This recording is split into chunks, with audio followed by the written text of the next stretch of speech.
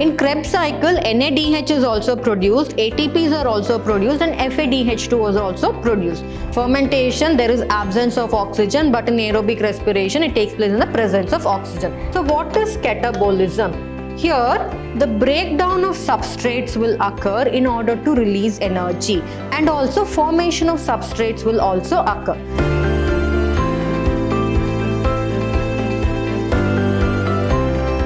Hello everyone, a warm welcome to another session, that is the last session of this chapter, Respiration in Plants. I am Dr. Divya, Biology Faculty, Vidyashram Pre-University College, Mysore, Temple of Excellence. So in the previous session of this chapter, we had discussed about the electron transport system and oxidative phosphorylation. So we had understood how the electrons are carried through different complexes, starting from complex 1 to complex 4, and how exactly the energy is being synthesized in the form of ATP in complex 5. And this energy synthesis in the form of ATP is supported by oxidative phosphorylation, and this oxidative phosphorylation along with the two complexes that are present in complex 5, that is F0 and F1 complex, how they help in bringing the protons from the intermembrane space back into the matrix through the inner membrane of the mitochondria against a electrochemical proton gradient, all that we had studied. In today's session, we shall concentrate on the respiratory balance sheet. So far, in this whole chapter, we had studied during respiration, a lot of ATP is being produced. So that ATP, how many numbers of ATP is being produced at the end of the respiration? To calculate that, we have a respiratory balance sheet. So we shall understand about that, and we shall also study the difference between the fermentation process, which is the anaerobic process, and the aerobic respiration, and we shall study about the important pathway called as the amphibolic pathway, and why is it called so. So to begin with, we shall see the respiratory balance sheet. So to understand the respiratory balance sheet is actually put based on certain assumptions. So we shall look into what they are. So before that, we shall understand what is this respiratory balance sheet. So the respiratory balance sheet actually gives us a clear idea of the net gain of ATP for every glucose molecule that is being oxidized, because during respiration a lot of energy is being generated in the form of ATPs, right? And that ATP or that energy is being utilized for all the other activities. So how much of ATP is being produced from glucose, because glucose is the one that takes a part in the respiratory process apart from other components as well. But glucose actually plays a major role, because that is the one at the end gets formed into carbon dioxide and water during respiration. So that is why. So here glucose, actually how much ATPs does glucose give at the end of a particular reaction or a particular cycle, be it a glycolysis or be it a Krebs cycle or a decarboxylation, how much is got? That is nothing but the respiratory balance sheet. So it is nothing but calculating the net gain of ATP for every glucose molecule that is oxidized at the end of a particular pathway is called as the respiratory balance sheet. So respiratory balance sheet can be studied based on certain assumptions. So what are those assumptions? We shall look into one by one. So here we know that the pathways that take place during the process of respiration is in a sequential and an orderly pathway, right? Why? Because first glycolysis will occur, then glycolysis in the presence of, in glycolysis the pyruvic acid or the pyruvate that is formed in the presence of oxygen, it gets decarboxylized. So decarboxylation means the removal of carbon dioxide molecule will take place and therefore get converted into acetyl-CoA. That acetyl-CoA then enters into the Krebs cycle. It is the orderly manner like this, right? So here, what happens here? They function taking the help of only one substrate, and then they move into the next one. and with that glycolysis will occur. TCA cycle, that is tricarboxylic acid cycle or citric acid cycle or Krebs cycle will occur, and then it will enter into the electron transport system pathway one after the other. They never get mixed up or jumbled up. They are always in a sequential order or in an orderly manner. And the NADH that is synthesized in glycolysis will be transferred into the mitochondria, right? We know about that because glycolysis occurs in the cytoplasm of the cell. So when glycolysis occurs in the cytoplasm of the cell, the glucose is split into two molecules of pyruvic acid. That pyruvic acid that is produced in the cytoplasm of the cell, it will be taken into the matrix of the mitochondria, because Krebs cycle occurs in the matrix of the mitochondria, right? So during glycolysis, NADH is synthesized. So NADH that is synthesized in glycolysis, where will it be synthesized? It will be synthesized in the cytoplasm of the cell. Why? Because glycolysis occurs in the cytoplasm of the cell. So from the cytoplasm of the cell, the NADH will be transferred into the mitochondria, and there it undergoes oxidative phosphorylation. We had seen about that in the electron transport system in the previous session. So now we have understood this. So here none of the intermediates in the pathway are utilized to synthesize any other compound. That is true. If in glycolysis so and so compounds are participating in the pathway, they will occur in a sequential order. They will not get intermixed, or those substrate which are participating in TCA cycle will not participate in the glycolysis. They are specific to that particular pathway itself. So it is because of all these things, the calculation of ATP is very, very easy. Here only glucose is being respired, but no other alternative substrates will be entering into any of the other pathway. That is right? So if glucose is the one that is undergoing the process of respiration or is participating in the respiration process, then throughout the pathway, be it the Krebs cycle, be it the electron transport system, or be it the decarboxylation or glycolysis or whatever, it will be only glucose participating. No other substrate such as fat or protein will enter into that particular pathway. If fats are the respiratory substrates that are there, then only fat will participate in that particular process. So that is why they don't have any intermediate stage. They are always in a sequential manner. So these are the assumptions of the respiratory balance sheet. Because of these assumptions, the calculations of ATP is always perfect here, because of the sequential order in which all the three pathways take part in the process of respiration or the breaking down of glucose, finally giving out carbon dioxide and water. So in the Krebs cycle, carbon dioxide and water are released.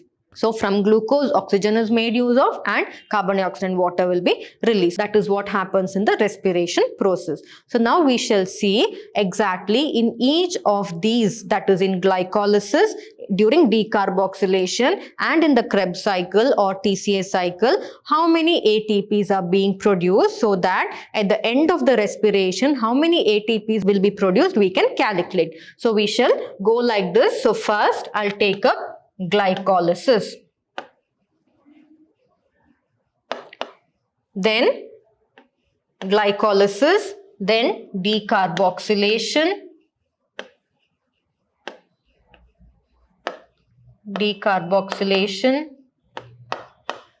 then it is Krebs cycle. So Krebs cycle is also called as citric acid cycle, and it is also called as tricarboxylic acid cycle. So in glycolysis, two molecules of ATPs are produced directly. If you count in the glycolysis cycle, you will understand. So two molecules of ATPs are produced. Along with that, two molecules of NADH are produced. And what is the function of NADH? So if you remember, in the previous session, while talking about electron transport system, I had told you each NADH molecule will produce how many?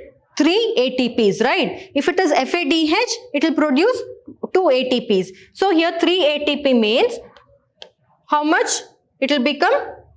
2 ATPs already are there, which I have written will be produced by glycolysis, plus 2 NADH will produce 3 ATPs. So therefore, that is each NADH will produce 3 ATPs. So therefore, 3 into 2 NADHs are there. So 3 into 2. So how much? It will be 2 plus 6 here. So therefore, at the end of glycolysis, totally 8 ATP are being produced. So 8 ATP will be produced. Next, talking about decarboxylation. So in decarboxylation, 2 NADH will be produced. Here ATP is not produced directly, but 2 NADH will be produced, which means for 1 NADH, how many ATPs will be produced? 3 ATPs. So therefore, again here 3 into 2, it will give you 6 ATP. So therefore, at the end of decarboxylation, 6 ATP will be produced. Next, Krebs cycle. In Krebs cycle, NADH is also produced, ATPs are also produced, and FADH2 is also produced. So we'll calculate how many ATPs altogether is being produced. So here in Krebs cycle, 2 ATPs are produced as such directly, plus 6 NADH are being produced. If you count, you will get to know 6 NADH will produced and 2 FADH are produced. 2 FADH2s are produced. So we'll calculate 2 as such. 2 ATPs are there as such. 2 ATPs plus here how many? 6 NADH. So NADH, each molecule of NADH will produce 3 ATPs. So therefore 6 into 3. 6 into 3. Here 2 FADH will produce 2 molecules of ATP. Therefore 2 into 2. So therefore this is equal to 2 molecules of ATP as such plus 18 molecules of ATP here. 6 3s are 18. So 18 molecules of ATP plus 4 molecules of NADH. So total is 24 ATPs if you count. So 24 ATPs. Now we'll count all these together. 8 plus 6 and then 24. Totally 38. So therefore, by the time the respiration process gets complete, 38 ATP molecules are being produced. So that is how. Now this is the respiratory balance sheet. So how many ATPs will be produced? 38 ATP. So the net gain of ATP for every glucose molecules oxidized when put together at the end of the respiratory process, around the net gain of ATP is 38 ATPs will be produced. So that is how calculation is done. So now we know about the respiratory balance sheet. Next, talking about the comparison between the fermentation and the aerobic respiration. So fermentation is an anaerobic respiration. It is a anaerobic respiration. So one common point that we know is here in fermentation there is absence of oxygen, but in aerobic respiration it takes place in the presence of oxygen. Apart from that, in fermentation the glucose is partially broken down. There is partial breakdown of glucose. So here, if the glucose is undergoing lactic acid fermentation, then the pyruvic acid gets broken down into lactic acid, right? And if the glucose is undergoing alcoholic fermentation, then the pyruvic acid will be broken down into ethanol. So partial breakdown of glucose will occur. In this particular case, that is aerobic respiration, complete breakdown of glucose will occur, wherein they will give out carbon dioxide molecule and water, right? So we know about that. And in fermentation, only 2 molecules of ATP are produced during fermentation. It is very, very less. So the net gain of only 2 molecules of ATP for each molecule of glucose. So one glucose gets degraded in the absence of oxygen, or gets, that is, broken down in the absence of oxygen, only 2 ATPs will be generated. But in the case of aerobic respiration, many more molecules of ATP, that is around, we saw 38 ATPs are generated, right, in the case of aerobic respiration, wherein during the process of glycolysis and when decarboxylation occurs and when Krebs cycle occurs, totally 38 ATPs are being produced. Here, next important point is here NADH is oxidized to NAD plus very slowly. That is, the removal of hydrogen from NADH is a very slow process. Why is it? Because energy that is being utilized here is very minimal. That is why. But here in the case of aerobic respiration, lot of energies are being utilized for the removal of hydrogen from NADH. Therefore, the reaction is very vigorous, or it is very fast. Dehydrogenation that we call, that is the removal of hydrogen from NADH. It is very fast in this particular case. So these are the comparison between the fermentation, which is an anaerobic process, and the aerobic respiration. So next, talking about an important pathway called as the amphibolic pathway. So amphibolic. So you might have heard this term somewhere else. Amphibians, right? Amphibians means both. They live as both. They live both in water as well as in land. Here also two pathways will occur. Hence it is called as amphibolism or amphibolic pathway. What are the two pathways that occurs? One is the catabolic pathway or catabolism, and other one is anabolism. So what is catabolism? Here, the breakdown of substrates will occur in order to release energy, and also formation of substrates will also occur. So that is why in this particular pathway, the best example that I can give for an amphibolic pathway is the Krebs cycle. In Krebs cycle, glucose is broken down into pyruvic acid, or say for example in glycolysis as well, or in Krebs cycle as well, the breaking down of components will occur in order to. So here what happens in glycolysis, glucose is broken down into pyruvic acid, right? So glucose was a substrate which got broken down into pyruvic acid, releasing energy. And in the Krebs cycle, that pyruvic acid will be broken down into carbon dioxide and water in the presence of oxygen, right? So here breaking down of substrates will occur, releasing energy. Therefore, it is a catabolism.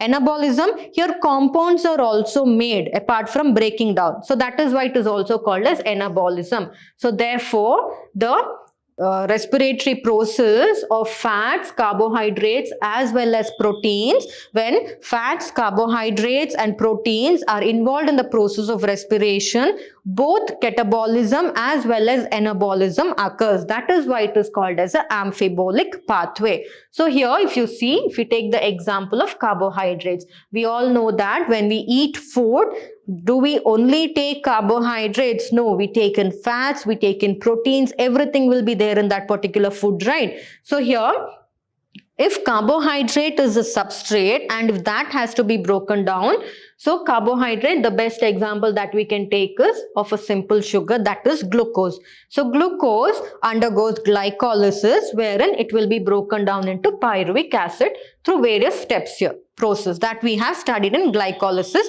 in the first session. So it will be broken down into pyruvic acid. This pyruvic acid will undergo decarboxylation. So here decarboxylation will occur. That is decarboxylation.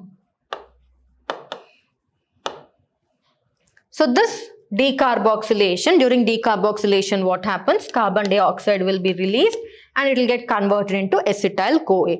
That acetyl-CoA will enter into the Krebs cycle, wherein that acetyl-CoA will pass through various enzymes and it will get broken down into carbon dioxide and water.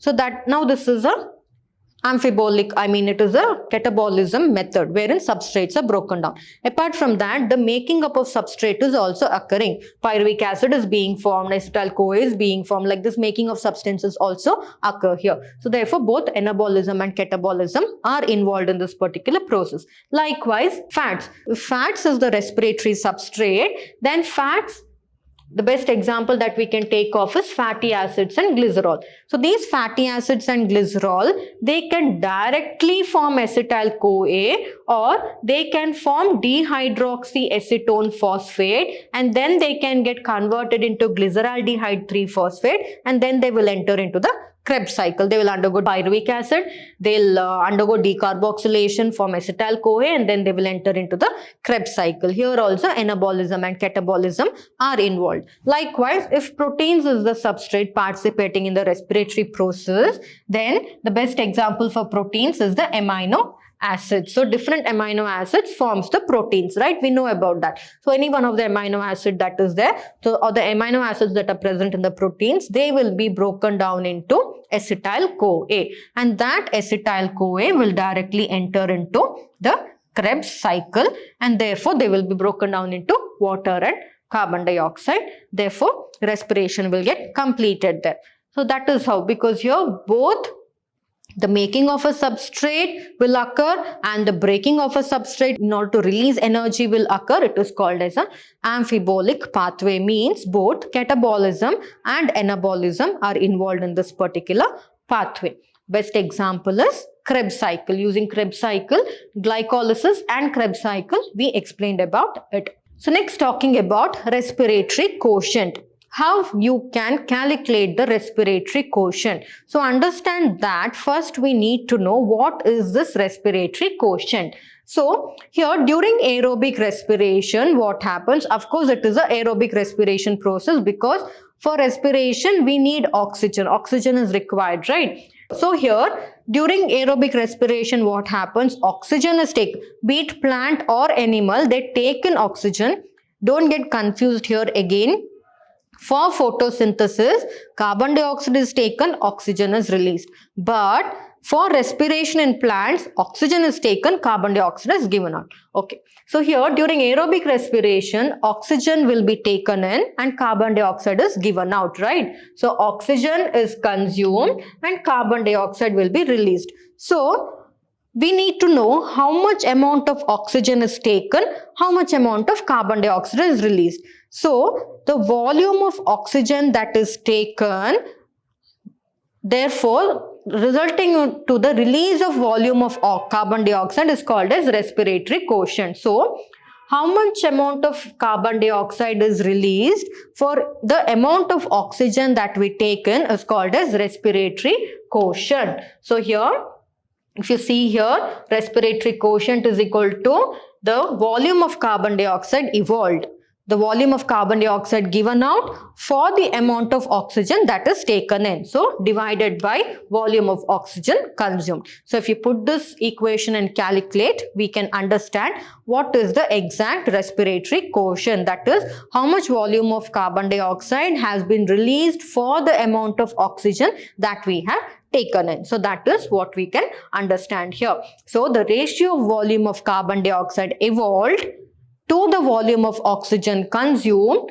in respiration is called the respiratory quotient, or it is also called as the respiratory ratio. So this is about respiratory quotient. So next, let us see how we can calculate the respiratory quotient. So the respiratory quotient all actually depends on, that is how much amount of oxygen we take in and how much amount of carbon dioxide is given out for the amount of oxygen we take in. That actually depends on the substrate that is participating in the respiration. So if glucose is participating in the respiration, the respiratory quotient will be different. If fats are participating, then it will be different, and if proteins are participating, it will be different. So we shall see one by one what is the respiratory quotient when different substrates are participating in the respiration. So the respiratory quotient depends upon the type of respiratory substance that is actually used during the process of respiration. So here, when carbohydrates are used as substrate, and when we calculate the respiratory quotient, they found out that the respiratory quotient will be 1. That is why the respiratory process is always explained using the glucose. Why? Because the amount of oxygen that we take in, so much amount of carbon dioxide itself will be given outside. So that is why glucose is one of the best respiratory substrate here. So here it will be 1. Why? Because equal amount of carbon dioxide will be given out.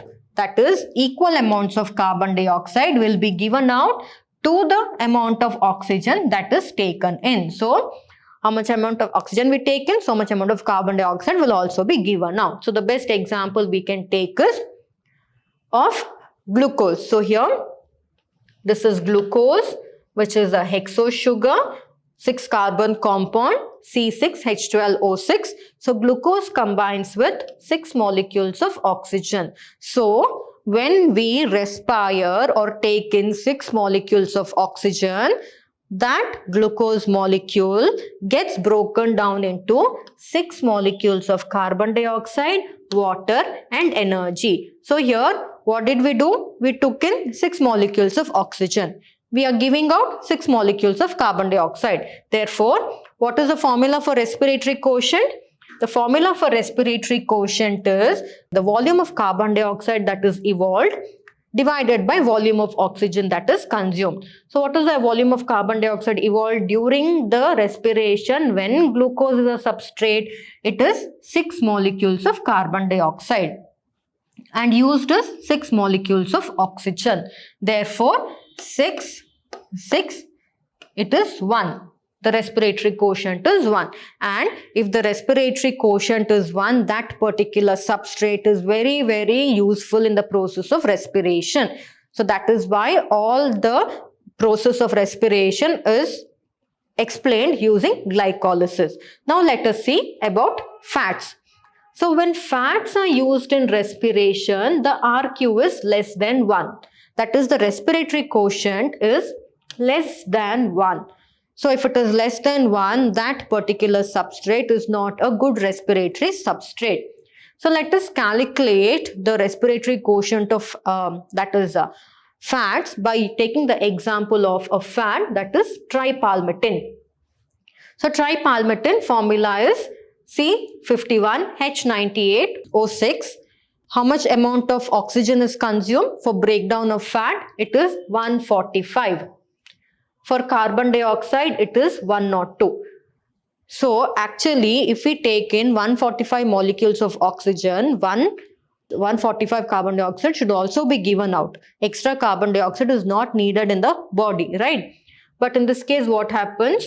102 carbon dioxide is given out and rest is water will be formed, energy will be formed. Therefore, amount of carbon dioxide used is or given out is 102. Amount of oxygen used is 145. And the respiratory quotient, therefore, it will be 0.7 when we divide 102 with 145. So it is 7. So therefore, it is less than 7. So therefore, fat is not a good respiratory substrate.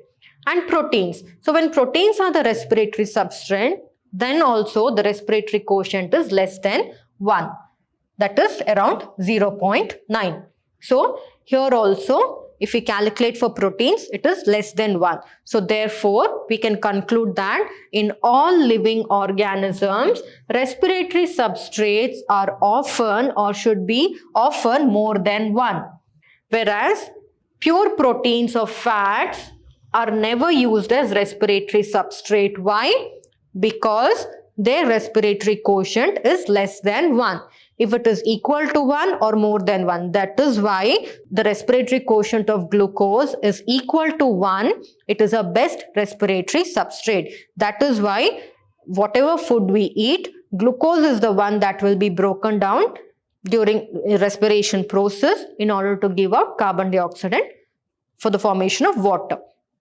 But here proteins or fats, they are not used because the respiratory quotient is less than 1. So that is why they will remain in the stored form or they will be utilized for other purposes apart from the respiratory process. So this is about the respiratory quotient of different substrates depending on what type of substrate is participating in the respiration. So I hope you understood the session well, wherein we studied about the respiratory balance sheet, the comparison between an anaerobic process, that is fermentation, and aerobic respiration, and we also understood about respiratory quotient and what is the respiratory quotient of different substrate and why glucose is the best respiratory substrate to be considered during the process of respiration. We understood about that. With this particular chapter ends. So I hope you understood this particular session as well as the whole chapters. So we shall meet again in the coming sessions with a new chapter. Thank you.